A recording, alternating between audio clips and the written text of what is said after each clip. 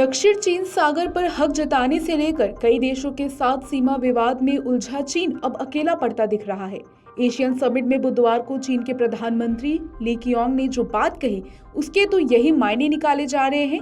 ली कीयांग ने ASEAN summit में कहा कि दुनिया को शीत युद्ध से बचना चाहिए और किसी भी तरह की गुटगुबाजी या क्षेत्रीय स्तर पर प्रतिद्वंदिता से बचना चाहिए।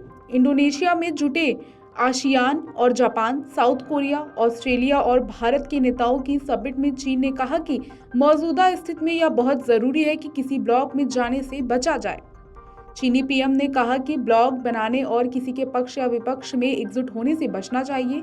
इसकी बजाय सही ढंग से अपने मतभेदों और विवादों को सुलझाना चाहिए। माना जा रहा है कि चीन का यह बयान दक्षिण चीन सागर के मामले में जापान और अमेरिका समेत कई बड़ी शक्तियां एकजुटता देखने को मिली हैं। इसके अलावा हाल ही में चीन ने जो नक्शा जारी किया था उसको लेकर भारत, जापान, फिलीपींस समेत 6 देशों ने ऐतराज जताया था। माना जा रहा है कि चीन 2 मोर्चों पर इस तरह की एकजुटता के बीच खुद को फंसा देख रहा है।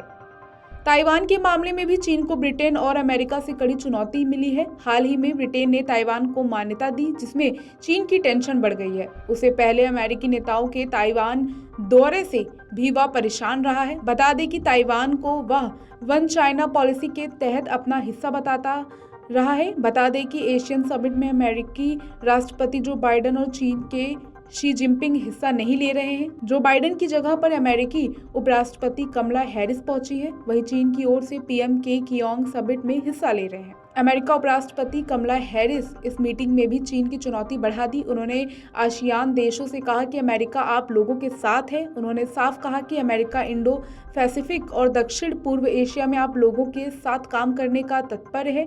बता दें कि चीन ने दक्षिण चीन सागर में अपनी सीमा से परे जाकर भी कुछ निर्माण कर लिया है। इसे लेकर अमेरिका, जापान जैसे कई देशों ने आपत्ति जताई है। इसके अलावा हाल ही में जारी नक्शे पर भी भारत, जापान, फिलीपींस समेत कई देशों ने ऐतराज जताया है। आपको बता दें 11 सितंबर 1965 इंडोनेशिया की राजधानी जकार्ता पत्थर, डंडे और मिसाइलों से लैस एक भीड़ भारत के दूतावास पर हमला कर देती है।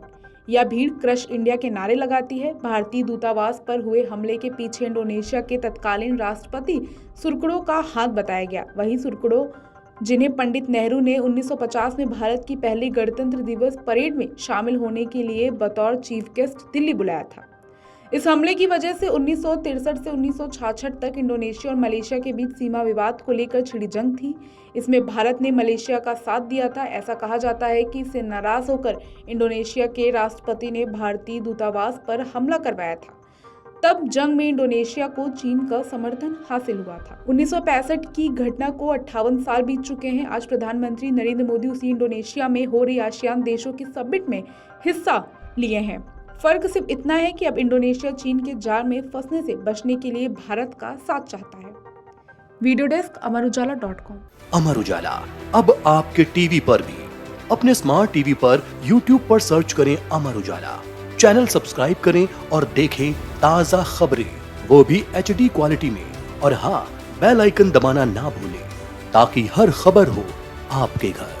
अमर उजाला, निष्पक्ष, निर्भीक, निरंतर।